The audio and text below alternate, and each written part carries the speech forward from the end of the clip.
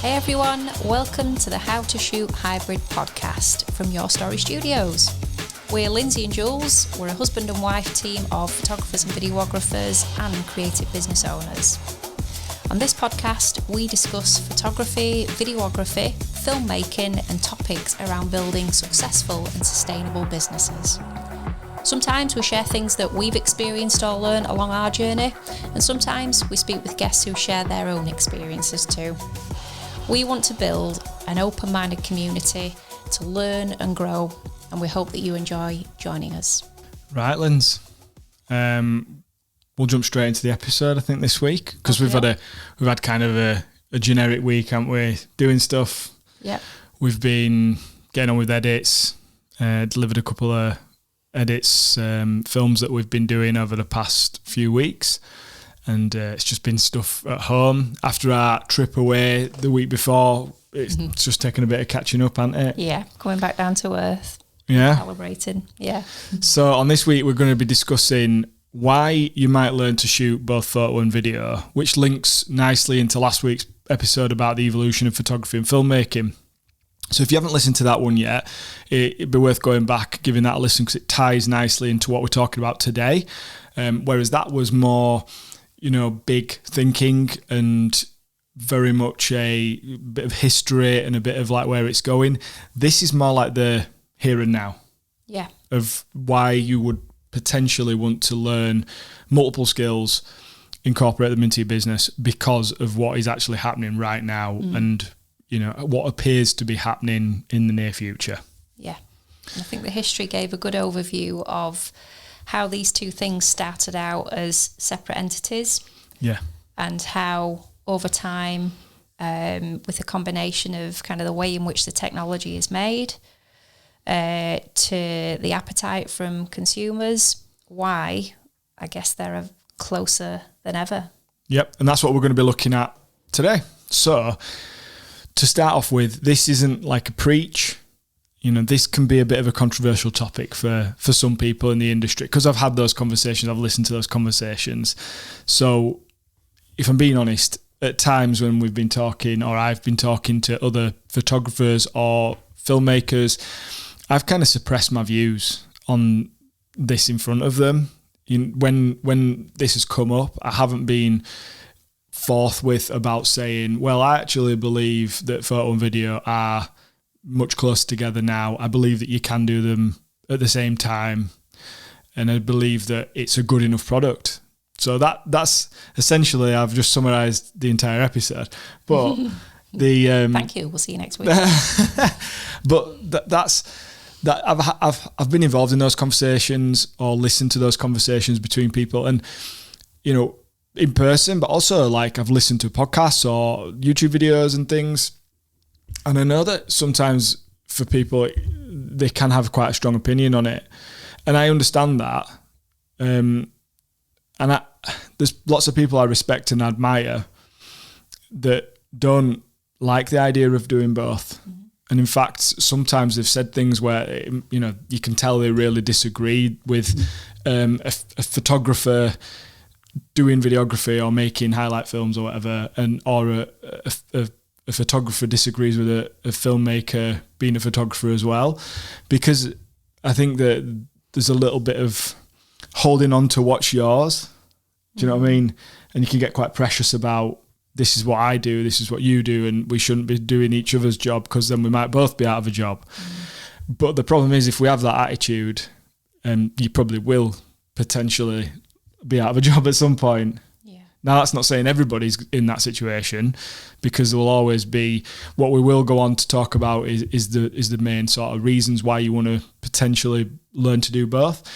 But also, there'll always be high-end weddings. There'll always be certain situations like big commercial shoots, proper films, where they'll want dedicated photographers, dedicated filmmakers, people with specialists. You only have to look at the film industry to be like, they have somebody holding they have someone whose job it is to hold a microphone.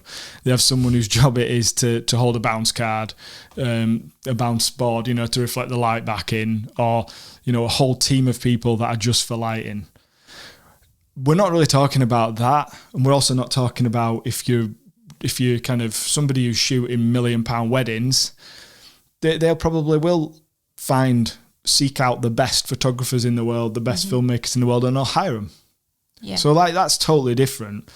We're talking about, average clients, whether it's commercially, weddings, your average client with your average budget, and average is quite a big thing. Average can cover for a wedding that's like £1,000 or 500 quid. Well, maybe that's quite low, but maybe like £1,000 could be like an average wedding budget in some places, in some markets, to like 10,000 quid could be quite an average budget. Mm-hmm. Do you mean for a photographer or videographer? Yeah. Not for the whole wedding. Not for the whole wedding. Yeah, I mean, right, like for the top photographer or videographer. So like, you hear a lot of people talking about, particularly in like the US and stuff, talking about $10,000 for a wedding videographer or a wedding photographer. Mm-hmm. In this country, a £10,000 wedding photographer or videographer, that'd be quite high, I would say. Not many people are charging that, but there are some people, Yeah.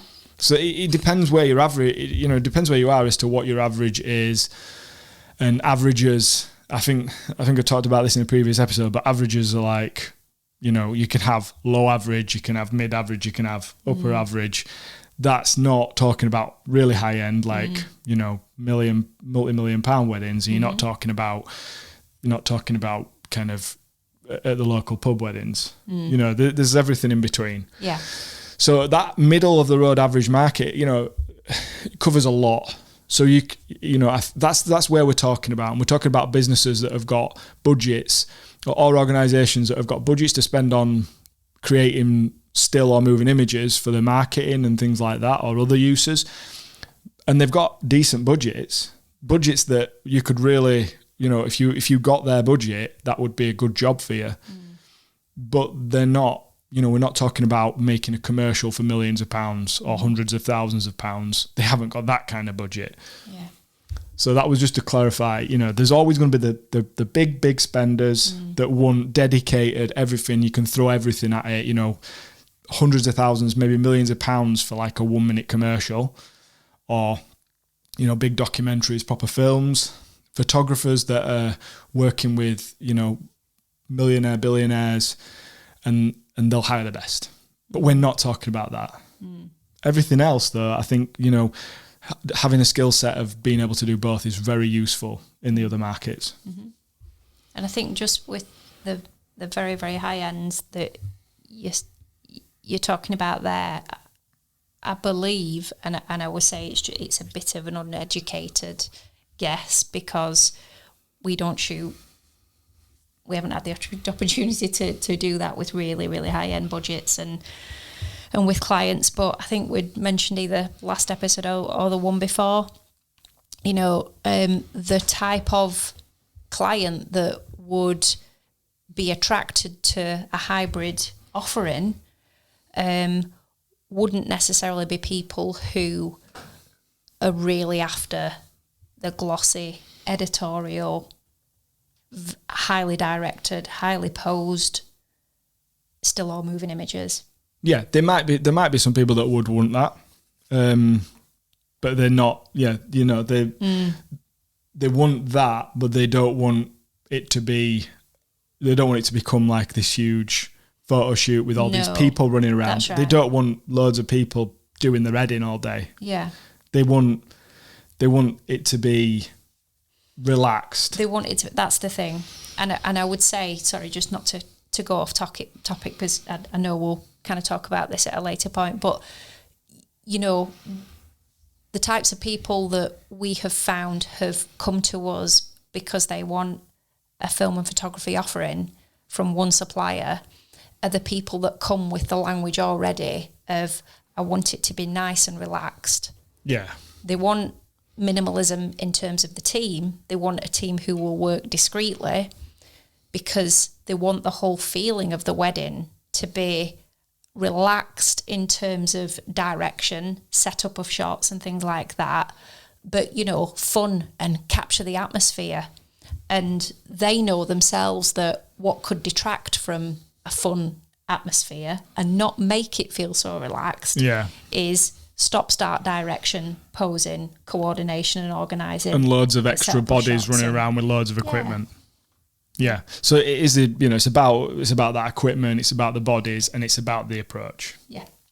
So to kind of come back, I think the biggest issues that many photographers have had or filmmakers have had about doing both photo or video, like at the same time, or by the same people, is that it's going to water down the quality and the intention of the work. So I totally agree with the statement that it might, and it probably does. If it is the same person that's doing both on a wedding day, there's definitely going to have to be some compromises. You cannot, if you've got a person that's a photographer and a person that's a filmmaker, if they're focusing on just their job, they will always be able to capture it slightly better than if one person is trying to do both of those things. Yeah. Absolutely. You'll not achieve the same thing. No. Right? And I know that from experience, from us doing it. If I was to be doing both photo and video, I know it's not going to be the same as hiring a separate photographer and videographer. But although you can't do a perfect job, you can do a really good job. And that's because I know that I've developed those skills and practiced those skills. So I know I'm never going to be the world's best filmmaker. That's the thing. I'm never going to be the world's best photographer. But I know that I've learned skill set that means I can do both to a really good standard. So as long as the clients have seen what I've done before and I'm being honest about, this is me doing both photo and video and this is what I achieved, you can see that. And I'm explaining to them that there is a slight difference on what the deliverables will be. So I'm setting those expectations. And if they want that and they're happy with that and that works out for them in terms of the approach and the cost, then that's perfect, isn't it? It's not about the best of the best, sir. Yeah. So, it's not just about shooting solo. It can be about building hybrid shooting teams. Me and Lindsay work most of the time, don't we, as a team? Yeah. I don't do tons of weddings. I'm looking to do more in the future by myself, but I have been doing this for a while, so I know that I can confidently deliver that. But a lot of the time, previously, we've preferred to work together. Yeah. Because we know that between us, there's bits of the day where we will work in a hybrid way, and there's bits of the day where we'll focus on one of us focusing on the photo, one of us focusing on the video, and we do that with weddings, and we've done that with commercial clients, and it allows us to be very flexible and provide like a full photo video service, similar to if people were hiring two person teams. Yeah. You know what I mean? Like you had 2 photographers, 2 videographers, but instead it's just 2 people that are working together to achieve the same thing. And I think people like that because A, it's a bit cheaper because you're not paying for the 2 extra people. And B, it's a much easier process. Yeah. It's just, it's not a difficult sell either. This is very palatable for people because you're presenting yourself as someone that can offer 2 services in one, if you like. And definitely, feedback. And whenever there's an inquiry for us that is for film and photo, the appeal kind of speaks for itself, and it's said to you by the client or by that. Yeah, you're not selling it to them. No, they've said, I like the idea of it being one team that's doing both things. Yeah, absolutely. And that isn't to say, so when we talk about this, please don't think, particularly if let's say there's going to be photographers that we are due to work with this year or in the future, now be thinking, wait a minute, it's going to be a bit tricky working with them if they're doing the film. Absolutely not. And I'd like to think that, like you've said, Jules, we've done this for a number of years now.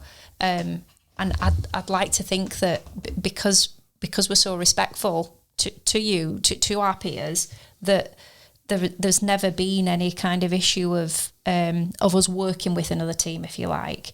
But I just think from the client's perspective, because that's what we need to do sometimes, is just remember to look through. I tell you this all the time with with the end product, don't I? Look at it through the client's eyes. Think of it from their perspective, particularly when you've got a couple who have not been married before, have not been through this process. This is the first time for them.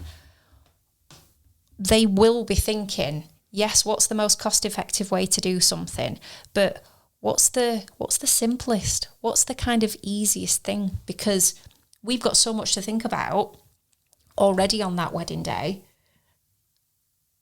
What is one thing that can kind of make it a nice, relaxing, enjoyable day for us from a supplier who actually are the two, if you like, if we do split them down, film and photo, they're the two suppliers that spend the most amount of time with the clients throughout the day.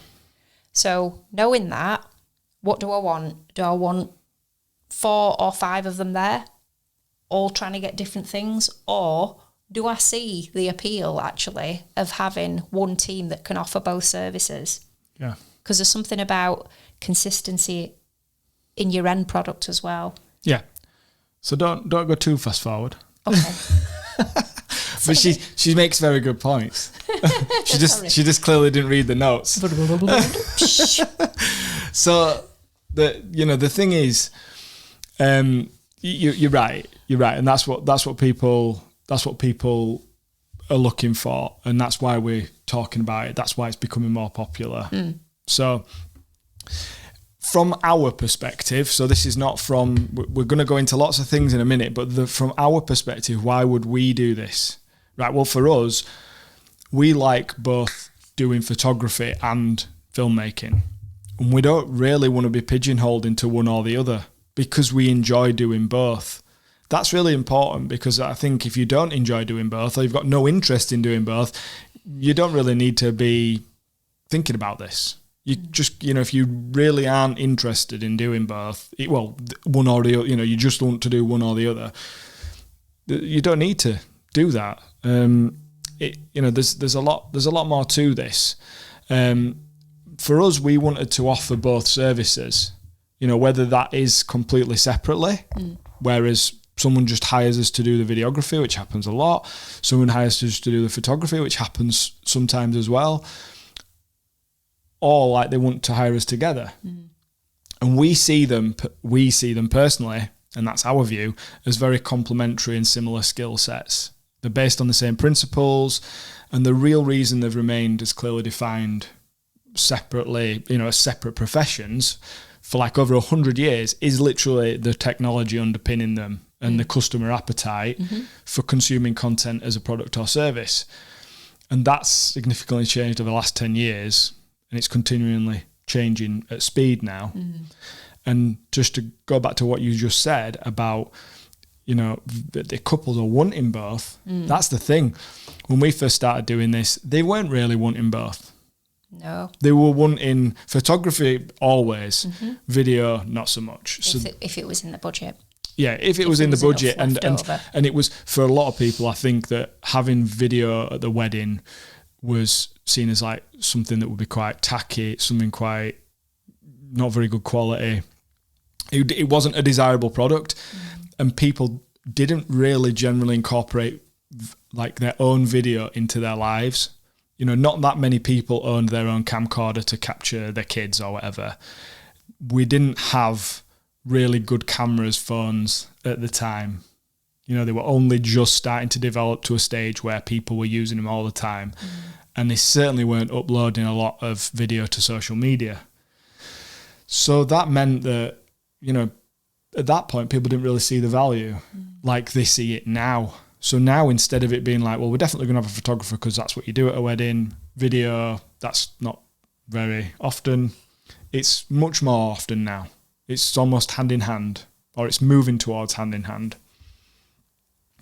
So let's go through the reasons learning both or incorporating both into your work makes more sense than ever. And just to kind of clarify this is evidence-based. We're not just telling you to consider something because we think you should do it. We've obviously just told you how we feel about it, but we're basing decisions that we've made in our business on facts and evidence. And that's what we're trying to share with you. We're trying to share those potential statements, those facts so that you can kind of make your own decision, like we have. So some of it's based on our experiences, some of it's from other sources. And for context, I actually did this as my dissertation. So I can't remember the exact name of the dissertation, but it was something to do with our photo and video becoming the same thing, basically. It was words to that effect. And I did it for my university dissertation a few years ago, because if you haven't heard me talk about that on other things, we did some degrees a few years ago when we left our previous jobs. So I did a whole research project on it where I had to interview and survey people and all sorts, and I looked at lots of information. So some of that information will come up if I quote some percentages and stuff. That's where it's come from. Okay. So the first thing that we'll start on is client demand. So what did we talk when we were talking about things last week, Linz? What were we talking about? We said pretty much everything starts with what does the consumer want or need. This is a business. We're doing this. We're talking about doing this as a business. We're not talking about being an amateur photographer and doing it because we love doing it. So we've always got to consider, when we're trying to make money from something and make a living from it, we've always got to consider, I believe the primary thing we should always consider is, what does the consumer want? What do you think about that? Agreed. Yeah, because that helps you, right? If you go as far back as perhaps understanding why you're doing what you're doing, and looking at whether you want to frame it as, what problem do you want to solve? What gap in the market do you want to fill? What do you actually enjoy? Yeah, you should definitely enjoy it too. Yeah, that's a good start. Yeah, I think what there is demand for massively forms part of all of those different factors.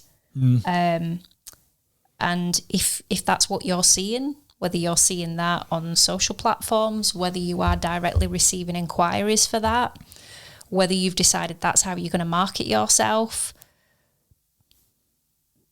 that's, if that's what's coming through, then absolutely, you've got a choice to make, I guess, haven't you? If you've not specifically been marketing yourself for that, but that's what's coming through from, inquiries, then... Well, let's look at it like this. I would say, from lots and lots of things that I've listened to, whether it's personal conversations or YouTube videos, podcasts, a lot of photographers and videographers, filmmakers, they say the same things. There's very few that say, I basically was at school and thought, I want to be a wedding photographer or a wedding videographer. I mean, actually, that's what we did. We came into this to do weddings, right? But we had a slightly different path. But I don't think there's people who want to be a photographer or they want to be a filmmaker, but I don't think that they start off from the point of, I want to do wedding films or wedding photos. No, and I think you saw that firsthand, didn't you? But not only from your student peers when you were studying, you actually got that from the teaching staff themselves. Absolutely. This kind of frowned upon weddings. Yeah, the tutors were like, what do you do, or what do you want to do? And when I said, I've got this wedding filmmaking business and that's what I'm trying to make work, there's just always been, I know that lots of people have talked about this, like I say, so I know that there's been this thing of it's frowned upon. And weddings is the not proper filmmaking, not proper photography. I've heard so many people talk about this historically. I don't think it's necessarily like that right now. I think that wedding photography and wedding filmmaking is some of the it's some of the most interesting work you can actually do, because it gives you such a variety. But that's a separate topic. But I that blows my mind that there are opinions and attitudes still like that, because I think that exactly what you've just said, there are so many skills that you need to have to get through a wedding day.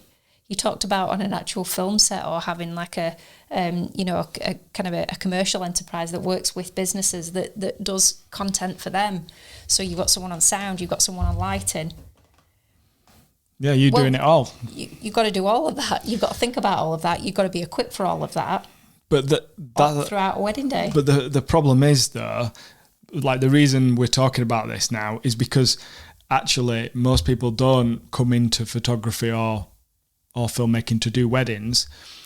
So why do they end up doing it? Yeah. I'll tell you why. Because you can make money doing it.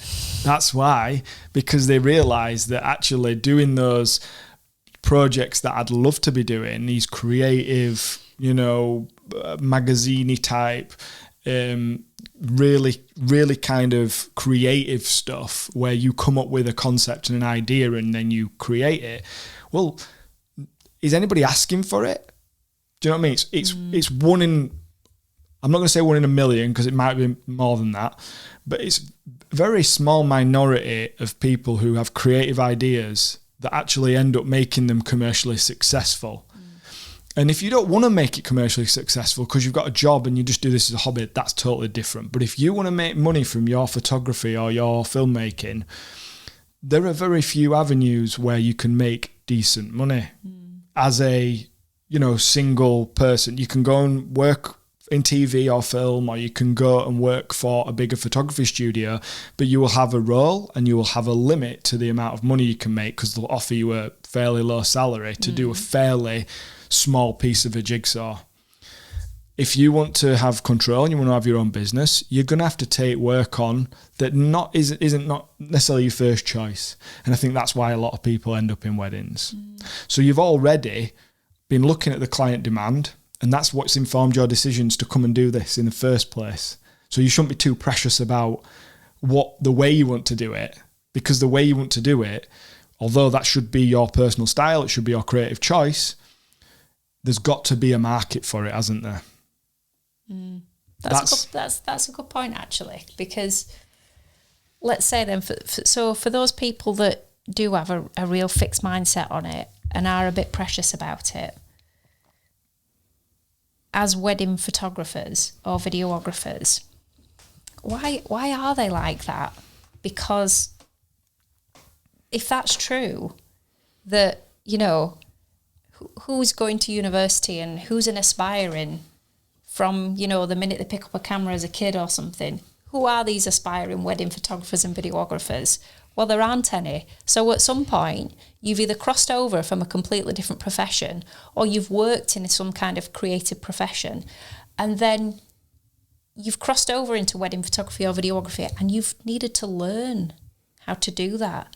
You've needed to learn how, the basic kind of structure of a wedding day, the kind of the things that are part and parcel of different, let's say, cultural weddings, the things that are important to couples, the things that you don't overshoot on that, you don't need to do that. Yeah. But just all this step-by-step stuff,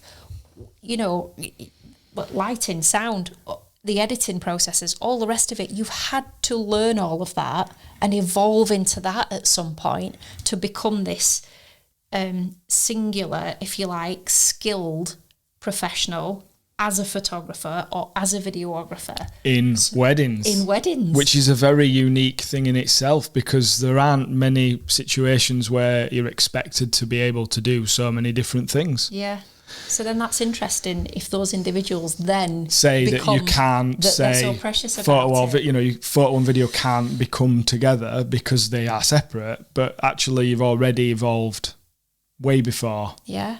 Yes, so that's the reason for kind of talking about the client demand, because most people come into it because there's been a demand for their service doing this particular service anyway, therefore I can make money from it.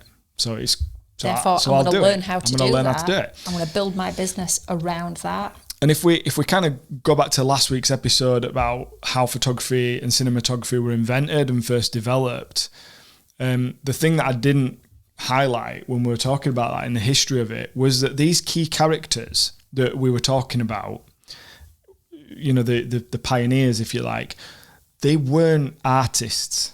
They weren't creatives. They were actually scientists and inventors. Interesting. Right? They weren't looking to create beautiful expression pieces. They were experimenting to solve problems, or were looking to benefit from commercial gain through their endeavours. They wanted to make something that either would solve a problem for society, therefore would be in demand, would make money, or they were wanting to make money. One or the other. Whether the problem-solving thing, whether that was the main drive or whether it was the money, I don't know. But that's essentially important, because success in the current time isn't necessarily about having the best work or being considered the best artist, but having a commercially viable solution to a problem, right? It's, art is one thing, and people sometimes will pay a lot of money for art, but generally that will always be trumped by solving problems. Yeah? Like, it's going to be much more commercially viable. Out of 1,000 artists, one will maybe make it big. Yeah? But if you're looking to offer a commercially viable solution to something, that's more likely to be successful than having the best art in the world. Yeah. That's my point. So to kind of give some relevance, we've offered both since 2018. And in that time, we've seen like a huge rise in the inquiries and bookings for couples booking photography and videography from us. So together, as well as weddings, and there's also been commercial clients asking us to do both. So we get those requests from both types of industry. So we can give you some statistics to qualify this. We'll go back to 2018. So out of 30 weddings, there were 6 where we did photo and video together. Now, that's not many out of the 30. However, we literally hadn't done any photo weddings really at that point. So we were how long into business? Well, this is the first full proper year in business. So like, we'd done a bit before, but not much. We did a couple of free photo weddings, and then off the back of those, we were selling the photo along with the video in 2018. I can still remember the first photo video wedding we did, and do you know what? I look back at that, and just like I won't go down rabbit holes of different topics that we'll probably talk about in the future, but if you look at your first ever edits as a photographer, you're kind of shocked. You're kind of like, oh God, did I really do that? and I can look at those edits and be like that, right? And I can look at the film and I can be like, yeah, we've come a long way, right? What we do now is so much better, so much more polished. But to say that first ever wedding where we did photo and video together, we just kind of went for it and we did it. And I look back at it and I'm not actually that. I think we did a decent job. When I look at the collective, the amount of stuff that we captured, and we captured well, it might not have aged well. And obviously things have changed over the years. Yeah. But I still love some of those photos, and I still love that film. So, for what they were, and so 6 in that year. 2019, the year after, we did 12 out of 35. So not massive jump, but still 12. Actually, I can't believe we did that many. That's quite a lot. And, that was out of 35 weddings. So we're kind of creeping more towards a third there. And 2019 was the year, we've talked about this in previous episodes, like that was the big test. Do you know what I mean? That was like technically year 2 or 3, and it was kind of like we nearly burnt out that year because this is the other thing, as well as considering photo and video as like, we're doing them together. If you do actually break them apart, you're doing an extra 12 weddings there. Yeah. So out of that 35 actually turns into 47. Quick maths. Yeah. And because you're having to do more editing. So the edit, it was the edit that really started to kind of take its toll there. And we were doing quite a lot of commercial work in that year as well. That's when the commercial work really started to ramp up. And so we were juggling quite a lot. 2020 was the pandemic. 2021, we did 13 out of 42. So not really dissimilar numbers to 2019, but again, we hadn't had the momentum of things going on. 2022, we did 11 out of 41. So again, I think that the pandemic kind of affected that. And bearing in mind, we started out as wedding videographers. So we were doing a lot of wedding videography bookings that were booked way before the pandemic or during the pandemic. So we weren't really able to grow the business in the way that we'd intended, as in like, you know, consistently doing more photo jobs. This isn't actually, some of those jobs will have been just photo as well. We're not giving you the full kind of breakdown, but we're just saying how many were photo and video. But then we get to 2023 this year. So we've got 24 booked so far. We're halfway through the year. We're on 24. Now that's a big jump down from 41. We might book a couple more in the rest of the year. But that was totally intentional. We've restructured our pricing over the last few years to get to the point where we wanted to be doing between 20 and 25 weddings. And that's what we've achieved and meet our financial goals. So, and part of that has been doing more photo and video, and part of it has been putting the prices up generally. So, but when we look at 11 out of 24, that's almost half, right?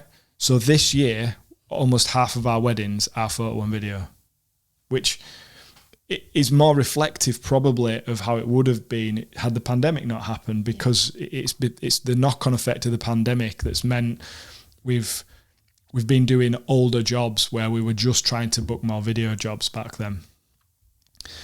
And then 2024, so for next year, we've got 9 booked so far. I think it's that. We've had like a couple of bookings in the last few weeks, so I'm not sure if I've counted those. But 7 out of the 9 are photo and video. So 3/4 basically, at least 3/4 of them. Well, that's massive, isn't it? That's a massive jump up from doing like under a quarter a few years ago to then kind of around the half to then 3/4 of photo and video. That's going into the future. And that's a more telling sign for me, because these are more recent bookings. These are more predictive of what people want and where things are at. And obviously we've developed our business and things. We have sort of in some ways found more marketing channels for that, but we don't really actively go after the photo and video jobs. We're just photographers and videographers. So whatever people find us for, even if they find us for video, they sometimes inquire for both photo and video and then book us on that. Yeah. So, yeah, I guess the more jobs you do as you go along, the more jobs you do of a certain type, the more of those you'll book. But, you know, I still think it's a big jump up. Yeah. So, if we look at back in 2020 for my dissertation, I surveyed a significant number of consumers and practitioners. So consumers being people who might use a photographer, videographer, practitioners, photographers, videographers themselves. And 77.5% of people that responded to the consumer survey, which was way over 100 people responded to it, they thought, so 77% thought that photography and videography were separate skills, but 91% believed that the same person can be competent at both. So this is a few years ago, before things kind of like got... So they're basically saying, we think they're separate skills, but we do think that someone... So if the consumers are saying they think that somebody can be competent at both, then that means that, to me, that means based on how the inquiries and bookings have changed, and then how the perception of that with the consumer, I think that kind of proves that the consumer appetite is there. Yeah. There's a demand for it. Yeah. And I think a lot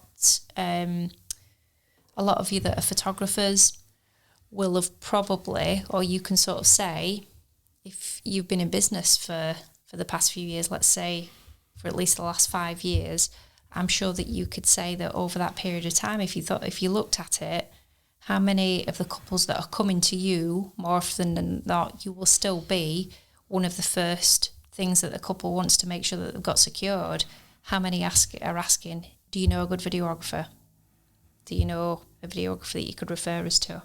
And we know that's the case because we're very grateful to say that it's a question that's on our inquiry form. You know, how have you come to inquire with us? Yeah. And the number that come through that will say referral from another supplier, referral from my photographer. So, you know, that in itself, if you are a photographer that's kind of thinking, I'm not sure about this, and yeah, they're throwing some stats at me here, take a step back for a second, have a think back from what you've seen yourself in the inquiries over the last few years, and then question further, did you have a go yourself during the pandemic? Did you try to make some adaptations to the service that you offered? Did you have a go at offering video as well?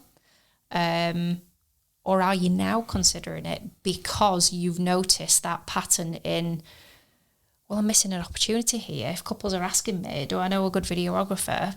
Instead of just referring on all the time, what if I could do that? And we know people that have done exactly that, don't we, Linz? Yeah. So, you know, video is now not an afterthought as such. We're kind of proving that it's actually, it's very important to couples. And we're not going to say it's exactly as, you know, that photography and video are on the exact same pedestal. But certainly when we first started doing this, I would say, what do you reckon, Linz? 10%? 10% of people that booked a photographer would book a videographer. But now I would say it's nearer 50%. Yeah.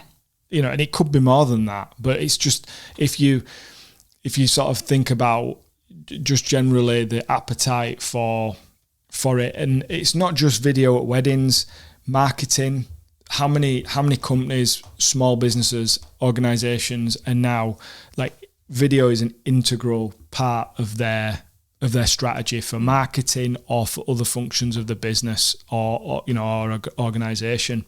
So the market for it is increased. Obviously the amount of videographers has increased, but because whereas photography, you know, we're already at a point where most people getting married or photography is like deemed one of those services that's a must have. Yeah. So the more photographers enter that market, the less space there is for them. Whereas with video, actually, there's room for the market to grow because if there's only half of people currently having a videographer at their wedding, for example, I know we're talking a lot about weddings, but that's sort of a good benchmark for it. So 50%, we're potentially going to get to 100% at some point of people having video at the wedding, or 90%. So there's a huge growth. You know, it can double almost. The amount of, you know, people getting hired to do video. So I think there's a lot of opportunity there. So before we wrap up on that bit, benefits for a consumer for hiring one person or team. This is relevant if you are considering it, because you've got to think about how the consumer will see it, how it will benefit them, but also how you might be able to sell it to them.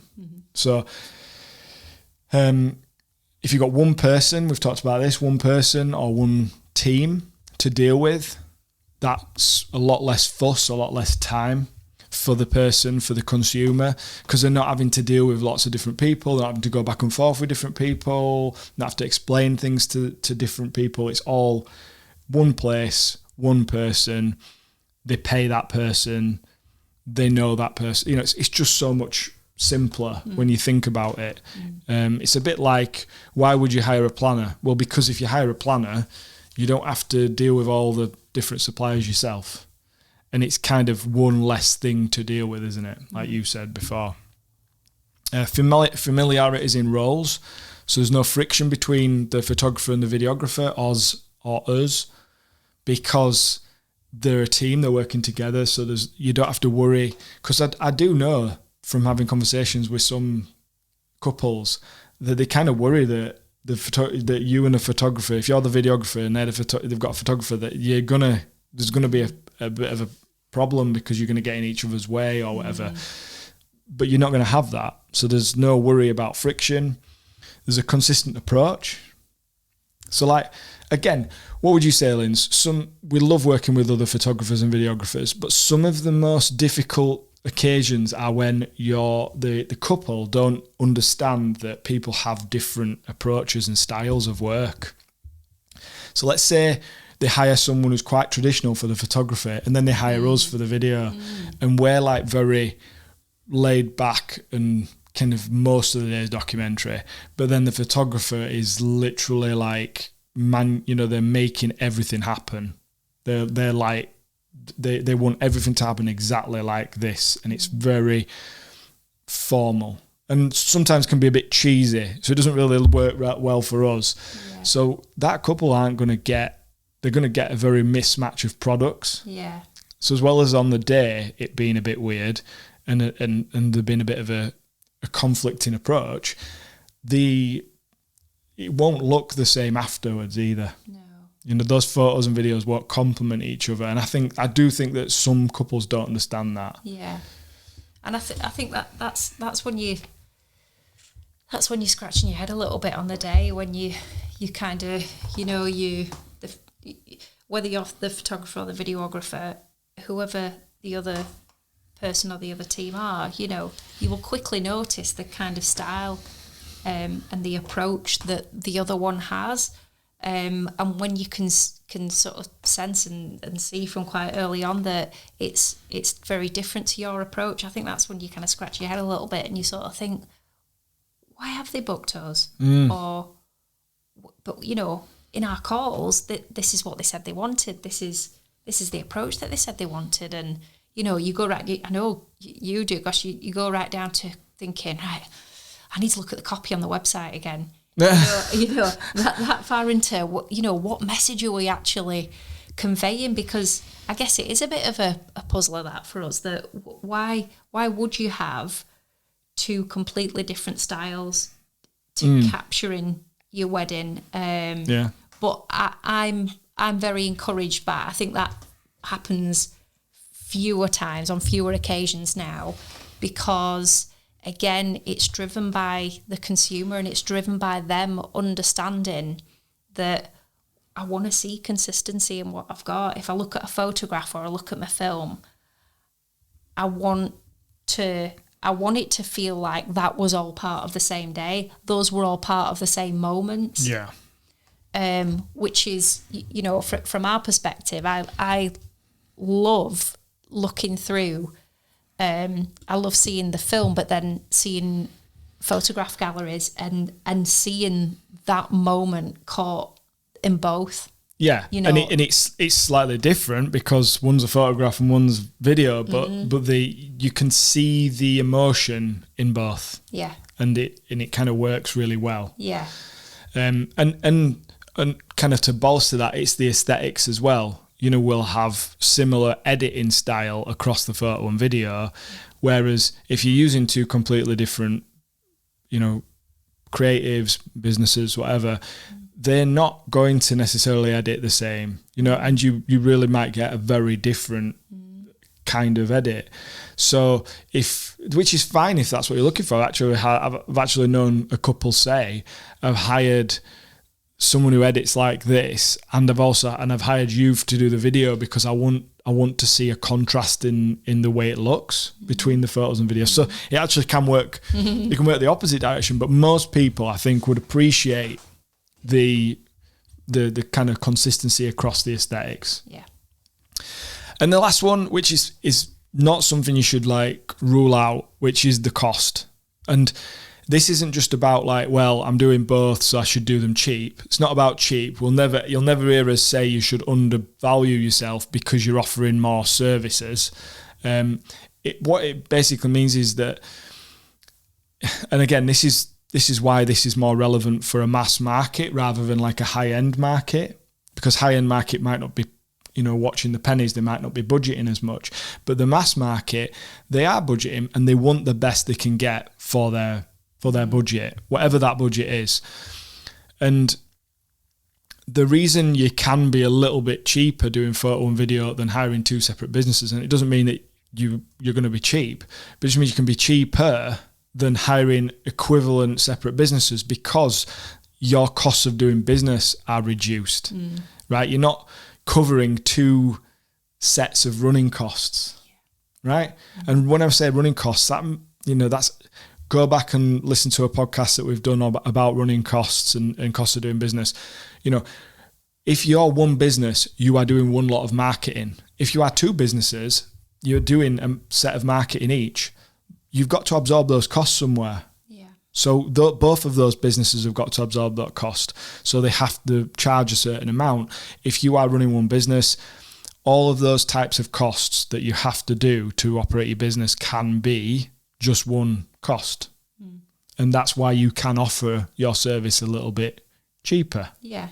But I think just morally as well, I think it just doesn't, it doesn't sit well to, let's say that the client's going to hire your business and wants two of you on the film and is going to pay X amount for that service. So you're already going to be there. The two of you, or you as an individual, you're already going to be there. But then they see and they start to discuss with you this hybrid option. Oh, right, okay. And, you talk through, right, so how is that still going to be achieved then with two people? Right, okay, great. And they've got confidence in the fact that you can deliver what you can say you can deliver, still with two people. It just would not sit right with us in a million years to say, well, okay, that's what it would cost for one person to come and do both. But for two people, it's exactly double. Yeah. If you were already going to be, they were already going to hire you, for instance, for the video, you were already going to be there, it just wouldn't, Yeah, you've obviously got to price it because you've got to do more editing and you've got, you're doing two lots of editing and everything. It's just that it doesn't have to be the same as hiring completely two separate businesses because it just isn't, you're not going to need. For us, if we're being straightforward about it, for us, we can charge more for doing both photo and video than we can for doing just photo or just video. So for us, the strategy is do fewer jobs, charge more for the job, and then have more time back. Yeah. So I'd rather do fewer weddings, work harder at those weddings, do a slightly longer edit, but not have to do, more jobs.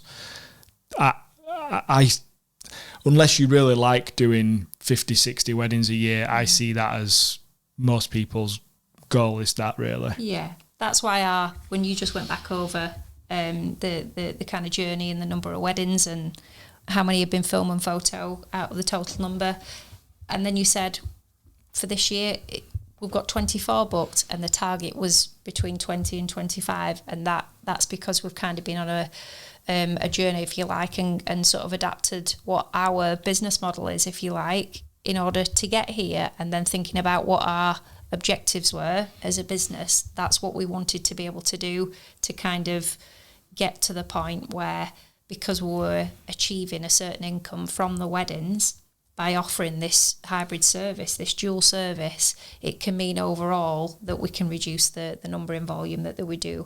But that's very much down to what our goals were and our circumstances and things like that. So again, that'd be something for you to consider. Yeah, and to wrap that part of it up, this is a lot more people are starting to offer this. So it's not, and a lot more people are wanting it. So it's not something that's I don't see this as a flash in the pan. I see it as it's the development of the industry. That's kind of that's what we're trying to get at with this whole episode. Yeah. It's about the development of the industry, just like the photography, wedding photography or commercial photography industry developed.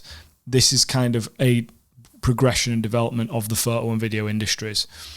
So the second thing to talk about, we've talked about the demand from the consumer. The second thing to talk about is the technology. And this is something that we won't go on for ages because it was the basis of the last episode, wasn't it?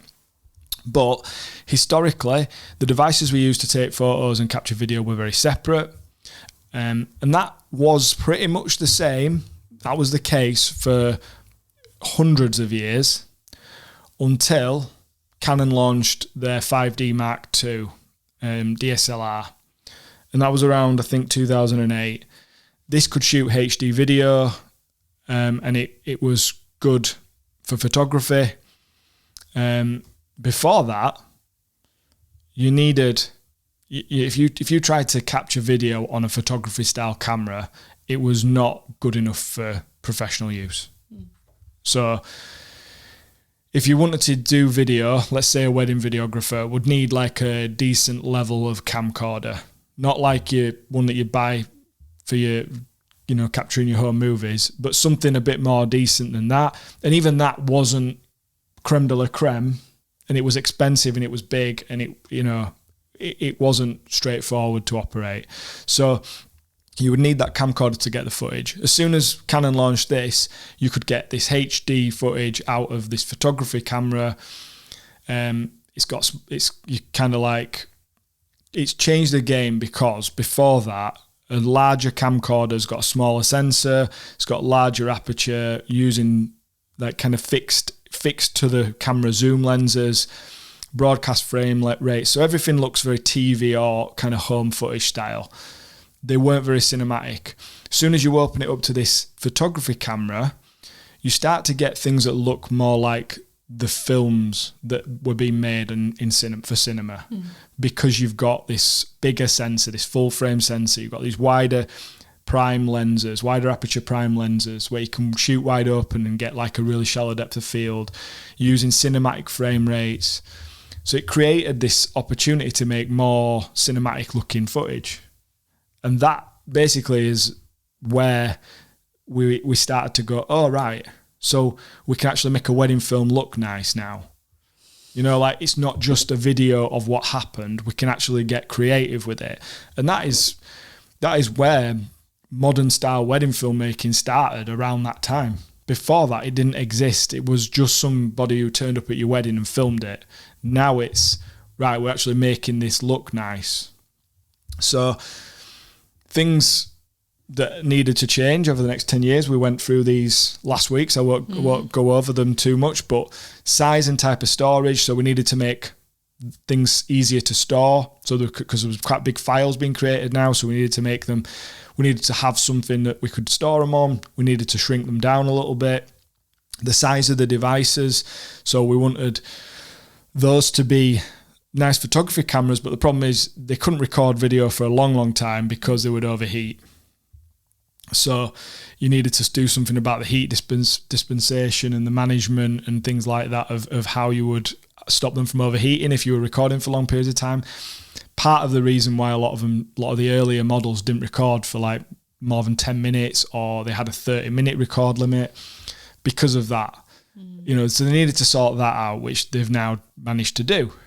And that's what's changed things. Before that, you had to use a camcorder. It was the only thing that would not fry up when you started recording for a decent period of time, like a ceremony or speeches. You need to think about stabilization. So whether that's in the lenses, image stabilization in the lenses, or in the bodies, in the sensor, to reduce the need for stabilization equipment like Steadicams, tripods, monopods, gimbals. You can't shoot photo very well on a Steadicam or on a tripod all the time, or on a gimbal. It's just not possible. So in order to be able to shoot photo and video together, you needed to be able to shoot handheld. So that's one of the things that prevented it, because you needed those stabilization equipment to be able to make it look okay when you were filming stuff. And then there's the general quality of the footage. We've gone from, still, when we started, not every camera shot in HD. So there were still some that were shooting in standard definition or 720p. It wasn't the best looking footage, and some of that looked a bit not very good. I was going to say shit. Well, I just said it. But the thing is, now nearly every camera records in 4K. Some of them record better, and it's like, now you're like, wow.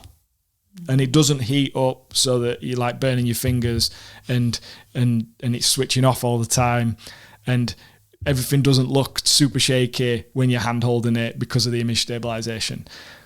And you can record a whole wedding on one memory card. So like until those things were possible, which has only come about in the last couple of years, you couldn't really have a proper conversation about being a photographer, taking photos at the wedding, switch to video. It all just works nicely and I don't have these problems to overcome. That we needed all those things to happen. Yeah. So that's why technology is integral to why we can now do hybrid and consider hybrid. There's other bits of tech quickly to go through. You know, there's the audio stuff.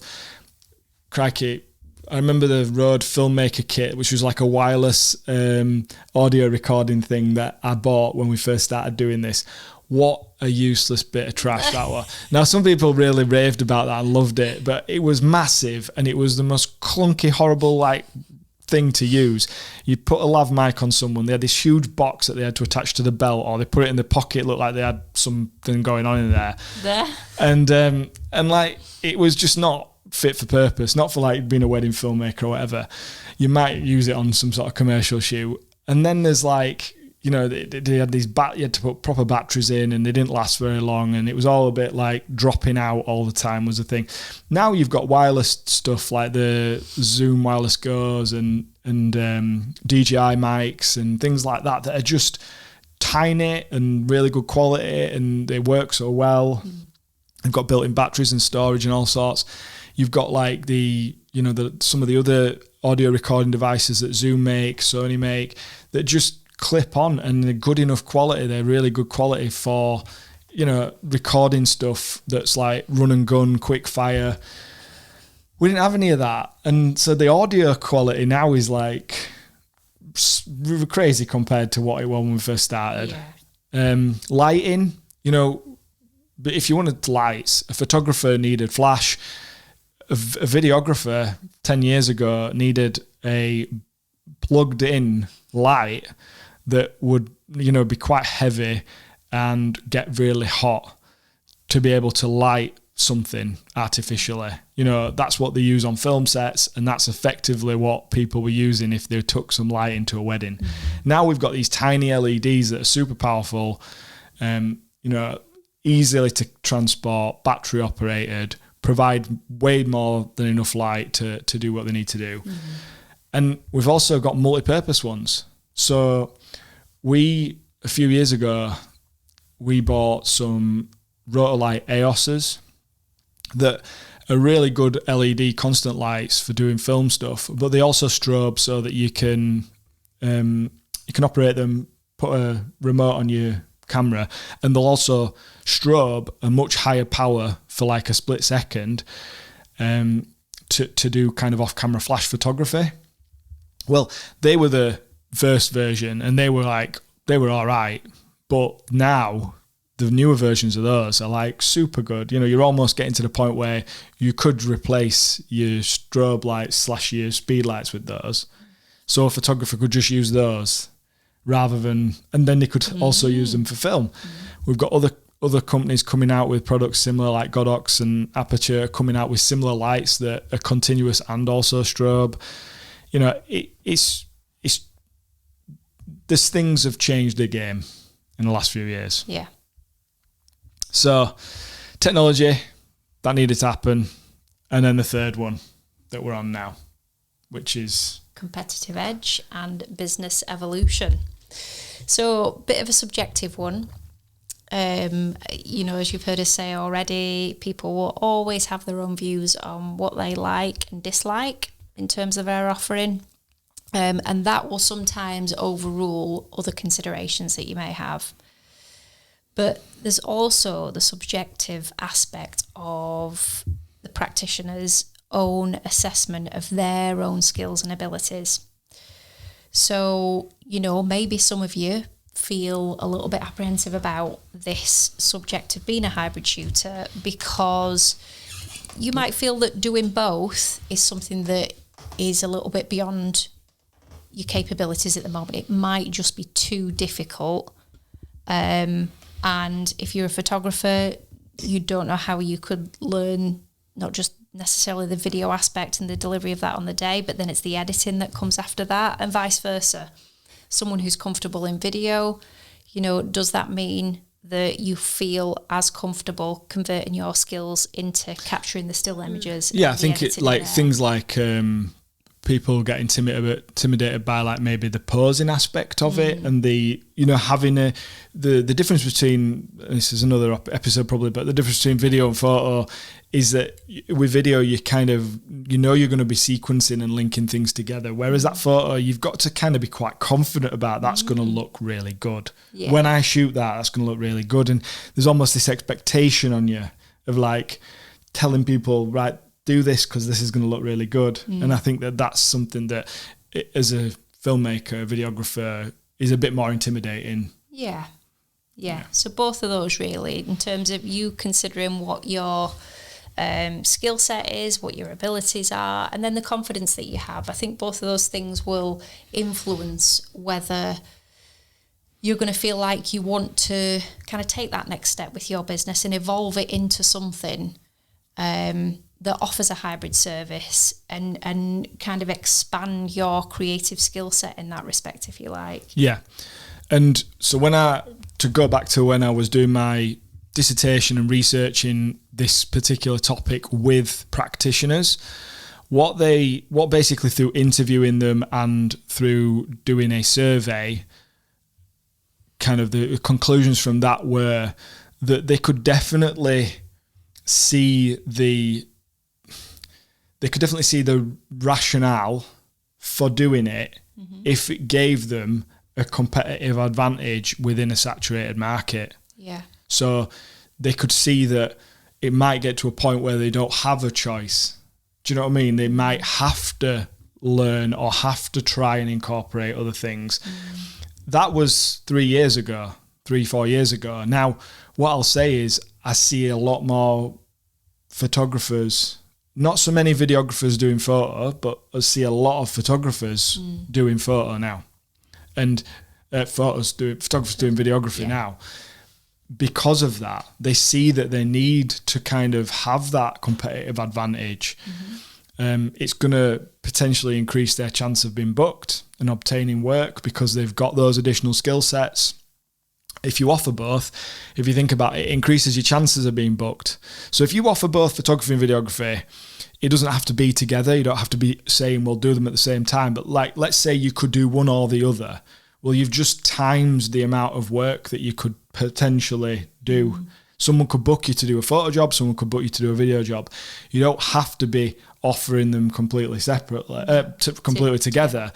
It just means that if someone's looking for, like with us, if someone's looking for we get inquiries for photography, we get inquiries for videography, we get inquiries for both. If we just did one service, we wouldn't half the amount of inquiries we get, but we'd reduce them. So like it's that in itself. If you're doing this as a business, you have to kind of look at that as an evidence to maybe I need to adapt. Yeah. Okay. So some other things to consider. You've got to look at the way the wider industry is acknowledged and reacted to photo and video coming together, because it's not just us. It's not just about us as photographers, videographers, filmmakers. It's not just about the consumer, and it's not just about the companies who want you to buy their stuff, but it's also about the industry in general. If you think about like shows, trade shows, and educational resources, in the UK here, we used to have something called the photography show, and then a couple of years ago, 2 or 3 years ago, it changed its name to the photo and video show. Okay, why? Do you know what I mean? Because it recognised that it was no longer just catering for photographers. It was catering for both industries because they were coming together. It's the same with WPPI in America. You know, they have a whole, I've not been, but I know about it, and I've heard lots of filmmakers talking about it and educating there, because that's now part of the photography industry. Yeah. And there'll be a point, filmmakers, videographers will have their own resources, they'll have their own places, communities to go, and photographers will. But why would you keep them completely separate when those industries are struggling to cater? You know, they're struggling to like make money just catering to one or the other. Bring it together. You've got a much bigger pool of people who are wanting similar things, similar resources, similar conversations, wanting to learn similar things to work with. Yeah. You know, the course I did at Unilins was called Media, Moving Image and Photography. It wasn't film, it wasn't photography, it was mixed in both. They covered aspects of different ones, different topics within photography, within filmmaking. And I even asked the tutors when I was, at different points, like, what do you think about this? And they said, well, why do you think we created this course? So when I was doing my research about photography and videography coming together, they were like, well, that's exactly why this course exists, because we could see that the two things are coming together, and, the practitioners of the future need to be able to know both skills. Yeah.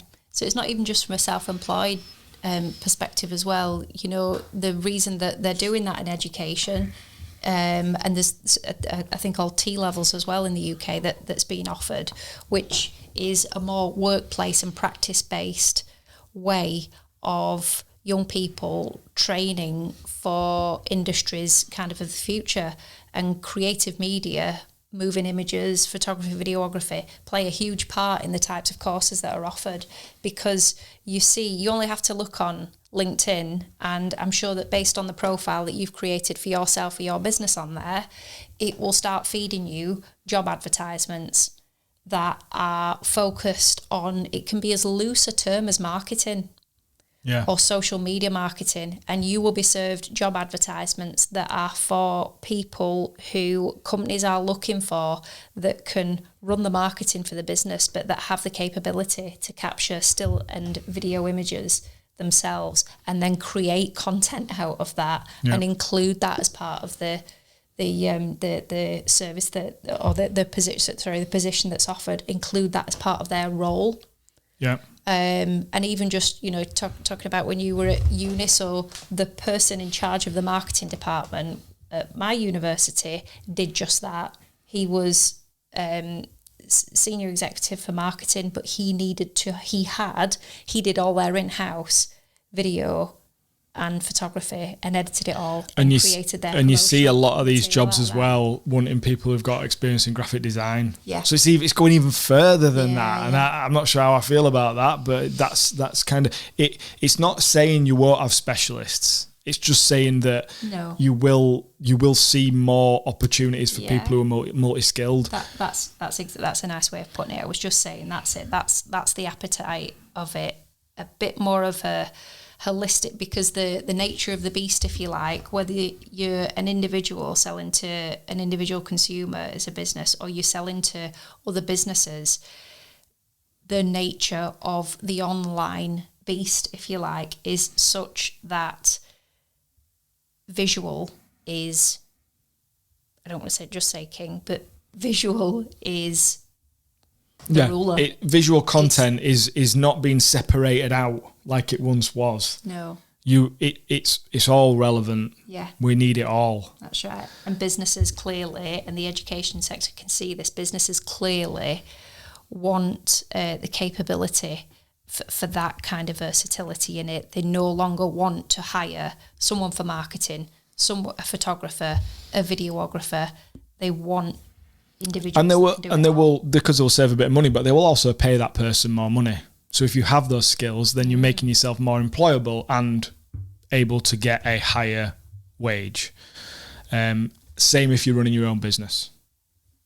So, look at some of the content creators out there, YouTubers, people like Peter McKinnon, Eric Floberg. You'll have heard of these people if you're in the photo and video industries, and you might have watched their videos, and they don't talk about themselves as one or the other. They talk about themselves as photographers and filmmakers. There are lots of other people that I could list.